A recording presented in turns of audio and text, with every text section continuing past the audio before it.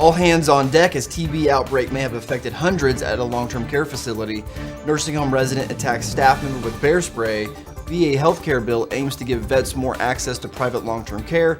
And a family's camera caught contracted nurse practitioner molesting skilled nursing resident. This and more next.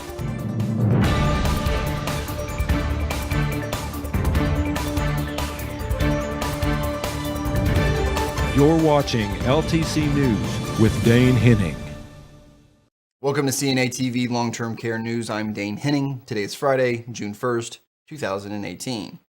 It's all hands on deck in Delaware, with officials estimating that more than 600 individuals may have been exposed to tuberculosis at one local long-term care facility. Public officials say that the exposure spread from one individual at Manor Care Health Services Folk Road and occurred during a 9-month period starting in January 2017. Delaware health officials say they're coordinating with neighboring health agencies on the matter, since 35 former residents and staff members now live in 7 other states. If left untreated, tuberculosis can be life-threatening.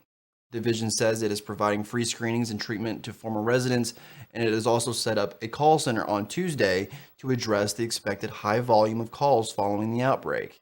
State officials note that TB is mostly on the decline in the U.S., with about 9,600 cases nationwide in 2015. Vigilance, however, is crucial.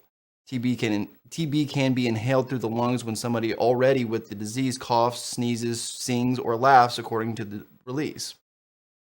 Symptoms can include progressively worsening cough lasting more than 2 weeks, fatigue, weakness, weight loss, night sweats, fever, chills, and chest pain. The disease is treatable and curable, they note, typically by taking several meds over the course of 6 to 9 months. Manor Care spokeswoman Kelly Kessler in a statement said that her organization was notified about the possibility of active TB in April, and it has taken proactive steps to ensure there is no risk to its employees or residents. Officials say a resident at a New Hampshire nursing home sent an employee to the hospital by spraying her with a product usually reserved for combative bears. WMUR-TV reports that an employee of Genesis Healthcare's Country Village Center in Lancaster was taken to the hospital emergency room for treatment on Tuesday, and the facility was evacuated because of the fumes. The fire department ventilated the building. The National Park Service told the station that the bear spray is normally used to stop aggressive behavior in bears and does not contain the same ingredients as pepper spray used on humans as a defensive tool.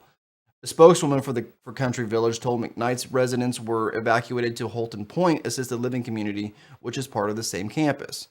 Local police did not immediately offer any motive for the attack or press charges. We'll be back right after this break.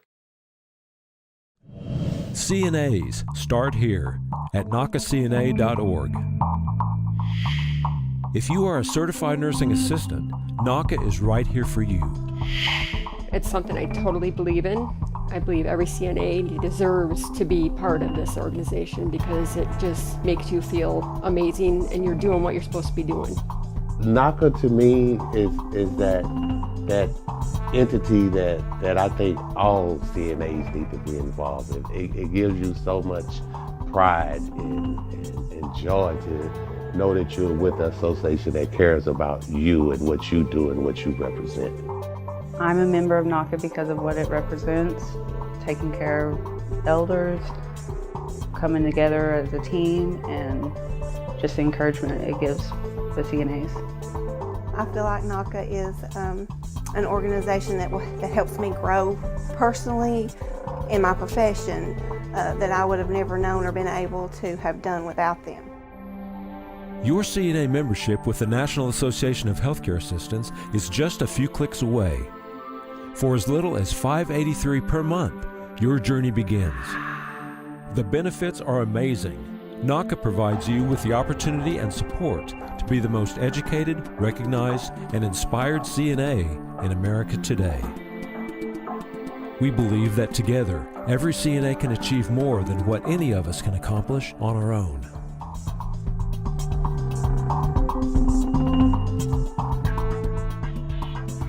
Take that first step to advance yourself as a professional working with other CNAs who are committed to quality and professionalism. If you need more information, call 417-623-6049.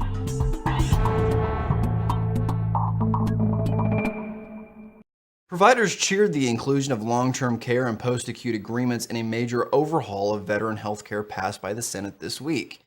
The VA Mission Act consolidates several 7 Veterans Affairs health programs into one and makes it easier for covered patients to receive care outside of government-run facilities when those centers have long wait lists or do not provide needed services. Among the changes are provider agreements allowing veterans to use a broader network of private long-term care settings. Once signed by President Trump, the measure will create the Veterans Community Care Program and a new claims reimbursement process in 2019. The administration had pushed for passage by Memorial Day.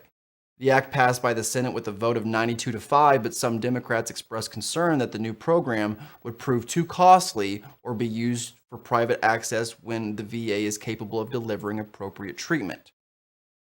A contracted nurse practitioner has been charged after allegedly being caught on camera while sexually assaulting a resident of the Massachusetts nursing home where he was working. Frank Palin, 67, has been working at Cornerstone at Canton as an employee of Old Colony Hospice, WCVB reported.